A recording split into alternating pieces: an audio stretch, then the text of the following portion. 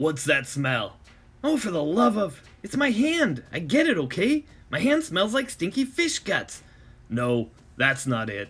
Something smells like old garbage. I smell it too. Hey homies, what's up? Ryan Wynn here with another episode of Page and Print, where we take a look at a page of original comic book art and its printed counterpart.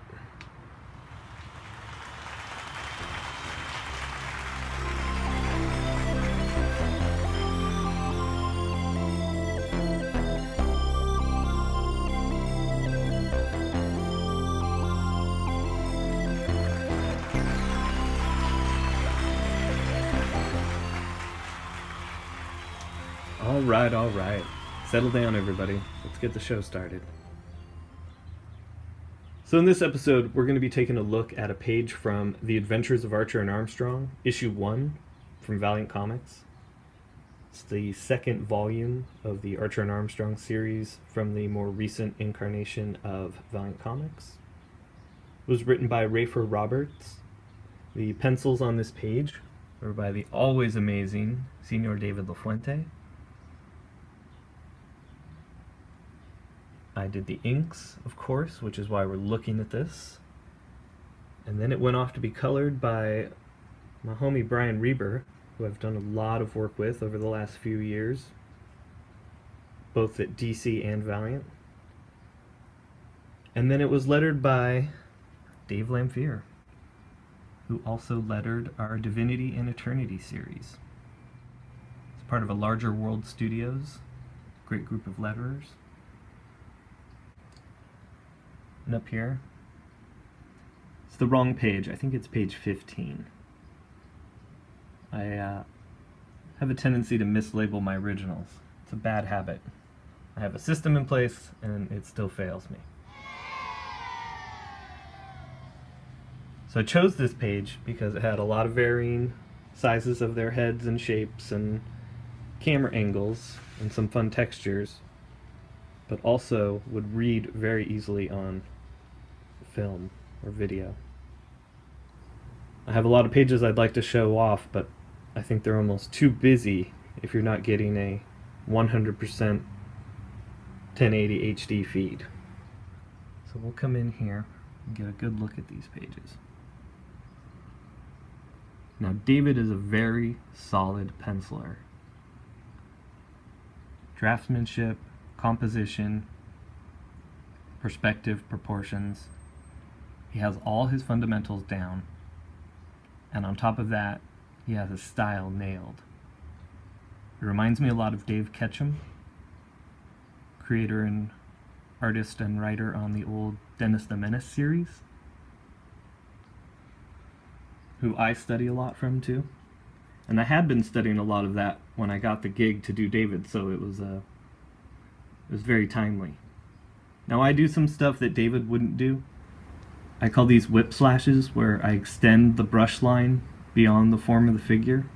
That's sort of one of my trademarks as an inker. But I tried to mimic what David did as much as possible. David would have gone really clean on these bleeds too.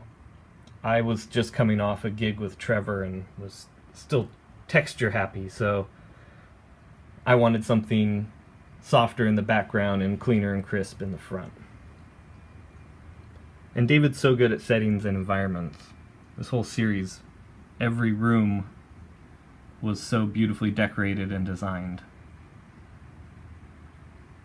And all his shapes and forms are very easy to identify and make out. Nice bold lines. I just inked what he did. Nice bold lines around each little chunk of thing. That's how I think of it. There's a chunk of thing, you know, these layers. And it gives you a foreground, a middle ground, and then this background. Let's see if we can really zoom in there.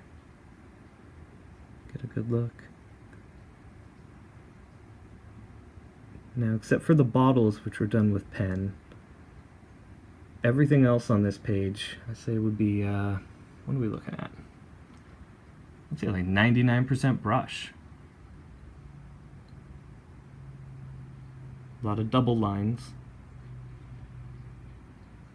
Let's see here. Double line, double line, double line. This was a, let's see here. This was a triple line to build that shape.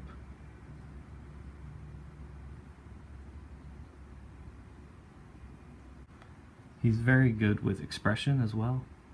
It's a lot of fun inking his faces. There was never any question what was going on with the faces. Truly working as a tracer over David. Really everything was there. I didn't have to make any decisions. I just had to trace it and make it pretty. Now you may notice that there's a red tint under the inks. That's because I printed these up, and David had been posting a lot of his illustrations on Tumblr for a while, and he had been using red pencil. And instead of printing these up in blue to ink over, I decided I'd do what I was used to seeing with David and print them up in red. Plus it changes it up on your eye. If you're always looking at blue line, it gets a little irritating. Changing it up to red made it a little more interesting. So let's see how it printed. Really Fun Colors by Brian Reber. He was experimenting and he was uncomfortable going this flat, but he did a really good job.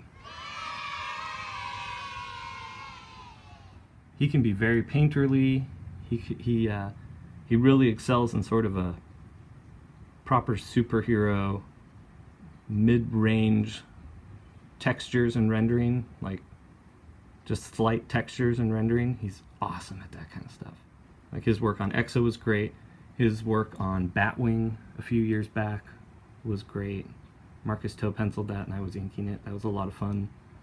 Judd Winnick writing it. This page printed up pretty nice. All the line work seems to have translated nicely. Brian did a great job with the colors. So the way everything popped on that panel in the inks, it still popped in color as well. Nothing was lost.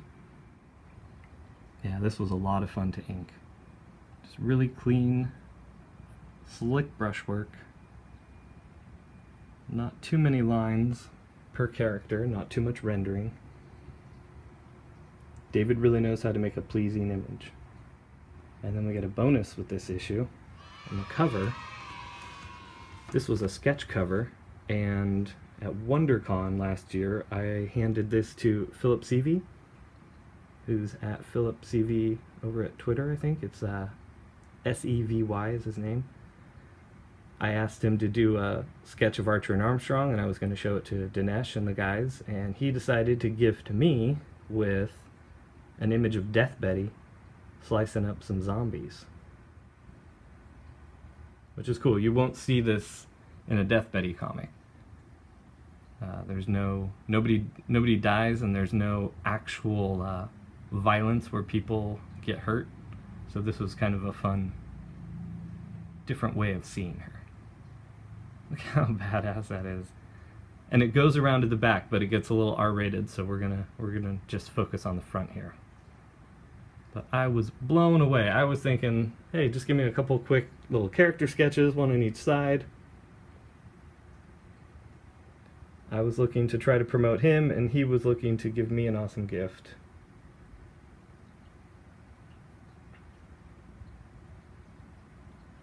Anyways, that does it for this episode of Page and Print. If you have any questions or any other pages you'd like to see, feel free to make a request. If I didn't cover something that you wanted to see or talk about on here, make a comment and I'll get back to you. Thanks for joining, everybody. I hope you learned something. Let me know if you did or didn't. And follow me at Ryan Wynn on Twitter and at Novelty Comics to get more info on Death Betty. Thanks so much. Take care.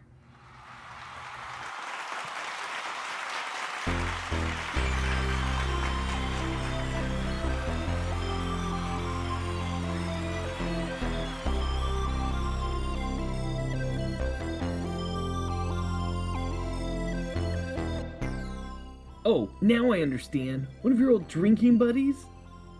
Is that why you dragged us out here to the middle of nowhere?